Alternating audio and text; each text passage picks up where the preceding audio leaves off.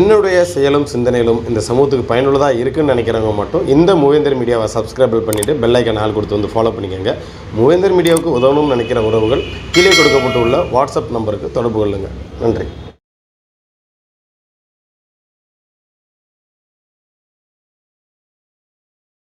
இந்த சின்ன உடப்புல இருந்து தமிழக ஊடகங்களுக்கு எங்களோட கோரிக்கையை வைக்கிறோம். ஏன்னா எங்க கோரிக்கை இந்த தமிழக அரசோ இந்த நீதித்துறையை கேட்க போறது இல்ல. இந்த ஊடகங்கள் தான் இந்த தமிழகத்துல வாழும் அனைத்து தமிழக மக்களுக்கும் நீங்க கொண்டு போய் சேர்க்கணும். உங்களுக்கு சின்ன உடப்பு விமான நிலைய விரிவாக்க பணிக்காக நிலம் எடுக்கிறது உங்களுக்கு தெரியும். 2024 இங்க நாங்க இதே போராட்டம் பண்ணோம். இந்த ஊடகங்கள் தான் எங்களை தமிழ்நாடு முழுக்க கொண்டு சேர்த்துச்சு. அதன் விளைவா இந்த இடம் பாதுகாக்கப்பட்டுச்சு. நாங்க நீதிமன்றம் சென்றோம். அங்க வழக்கு நடந்துகிட்டு இருக்கு. நாங்க கேட்ட கோரிக்கை 94 சட்டத்தின் பிரகாரம் 2013 நில எடுப்பு சட்டத்தின் பிரகாரமும் எங்களுக்கு எங்களுடைய மாநகராட்சிக்கு உட்பட்ட இடத்துல 5 சென்ட் நிலமும் கொடுக்கணும். விவசாய நிலங்கள் பறிபோனவங்களுக்கு அதற்கு ஈக்குவலா அவங்களோட வாழ்வாதாரத்துக்கு நிலம் கொடுக்கணும் கோரிக்கையை மட்டும்தான் வச்சோம். இப்ப அதை நிறுத்து போகணும்னா மாவட்ட நிர்வாகம் எங்களுக்கு எதிராக ஒரு பொய்யான தகவலை, சட்டத்திற்கு புறமான தகவலை நீதிமன்றத்துல சமர்ப்பிச்சிருக்காங்க. அதுல நாங்க வெறும் 65 குடும்பம் இருக்கிறதா சொல்லியிருக்காங்க. அது முற்றிலும் பொய்யான தகவல். இங்க 250 குடும்பம் இருக்கும். 250 குடும்பங்களுக்கான சொத்துக்கள், நிலங்கள் எல்லாம் இருக்கு. குறிப்பா இன்னைக்கு விவசாயம் பண்ணி விவசாய அறுவடைக்கு கூட நெல்கதிர்கள் ரெடியா இருக்கு. அதெல்லாம் இவங்க அப்புறப்படுத்தி வெறும் 65 குடும்பம் தப்பான தகவலை கொடுத்திருக்காங்க.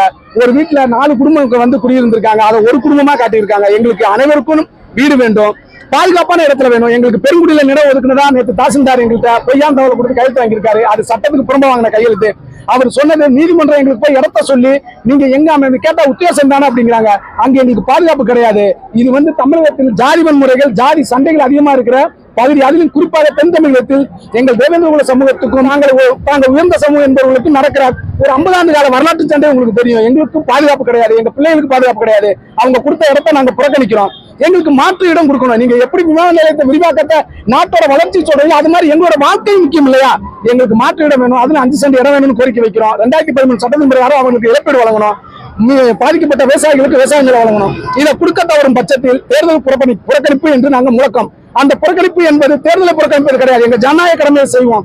எங்களை வஞ்சிச்ச இந்த அரசை நாங்கள் எப்படி புறக்கணிக்கிறோமோ அப்படி எங்க மக்களிடம் 100 கிராமங்களுக்கு எங்க பெண்களோடு சென்று ஒப்பாரி வைப்பது மற்றும் எங்கள் நிலத்தை இலங்கை அதாவது ஈழத்தில் நடந்தது கொடூரம் எங்களுக்கு நடந்து விட்டது என்று தென் தமிழகமே நாங்கள் சென்று பரப்புரை செய்வோம். தமிழக முதல்வருக்கு எங்களுடைய கோரிக்கை, தயவு கூர்ந்து உங்க மாவட்ட நிர்வாகமும் உங்கள் கட்சியை சேர்ந்த மாவட்ட செயலாளரும் பேச்சை நம்பாதீர்கள். அவர்கள் உங்கள் மகனையும் உங்களுடைய முதல்வர் கனவையும் நாசமாக்கி விடுவார்கள். எங்கள் மக்களுக்கு நீதி கிடைக்கவில்லை என்றால் இந்த மீனாட்சி பிறந்த இந்த மண்ணில், இந்த சிவன் புட்டுக்கு மண் சுமந்த இந்த மண்ணில் நீதி கிடைக்கவில்லை என்றால் உங்கள் அரசியல் வாழ்வும் இத்துடன் முடிந்து போகும் என்று இந்த சின்ன உடப்பில் இருந்து அந்த மீனாட்சி மேல் ஆணையிட்டு நாங்கள் கூறிக்கொள்கிறோம்.